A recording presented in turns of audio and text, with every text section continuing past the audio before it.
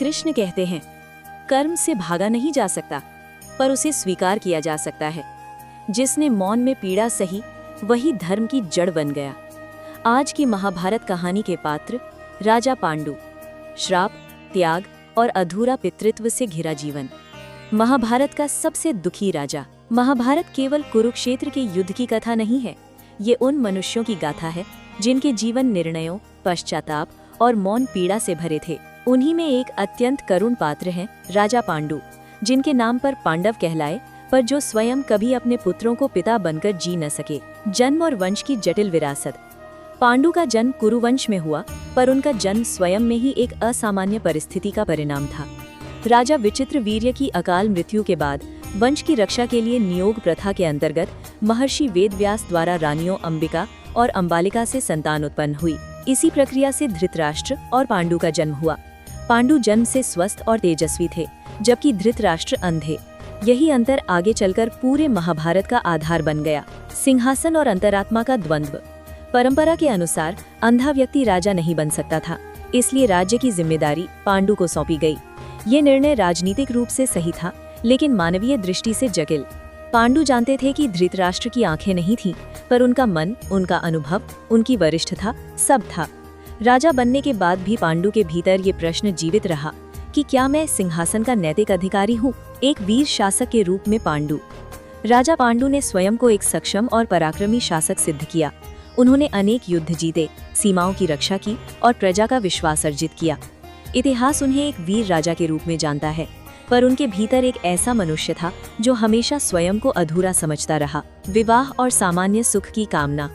पांडु का विवाह कुंती और माद्री से हुआ।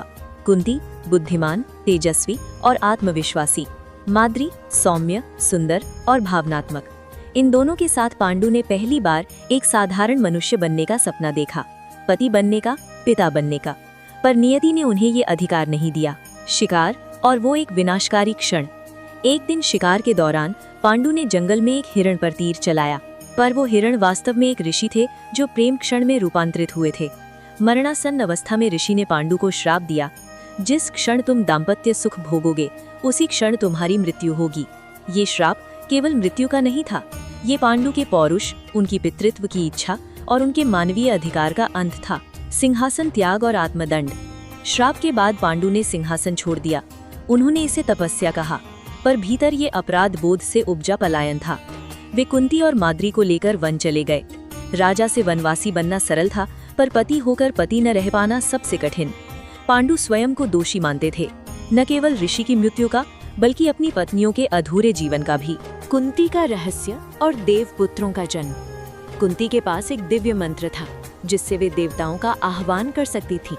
पांडु ने भारी मन से कुंती को ये अनुमति दी। ये उनकी सबसे बड़ी हार भी थी और सबसे बड़ा त्याग भी।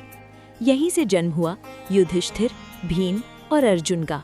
बाद में माद्री से नकुल और सहदेव। पांडु ने उन्हें जन्म नहीं दिया, पर उन्हें अपने प्राणों से अधिक प्रेम किया। पिता होते हुए भी पिता न बन पाना।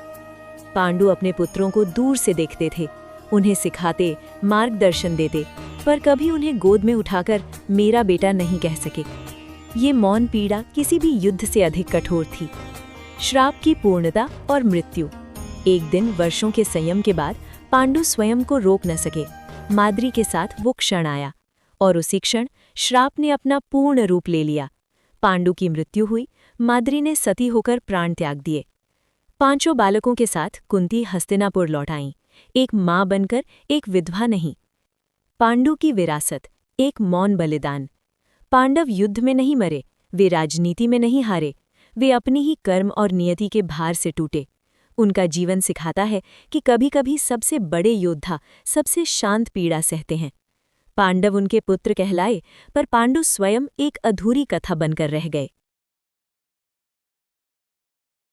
अगर आपको हमारी स्टोरी वीडियो अच्छी लगी हो तो हमारे वीडियो को लाइक करें, चैनल को सब्सक्राइब करें और अपने फ्रेंड्स के साथ भी शेयर कीजिए और कमेंट में बताइए कि कैसी लगी आपको ये स्टोरी। धन्यवाद।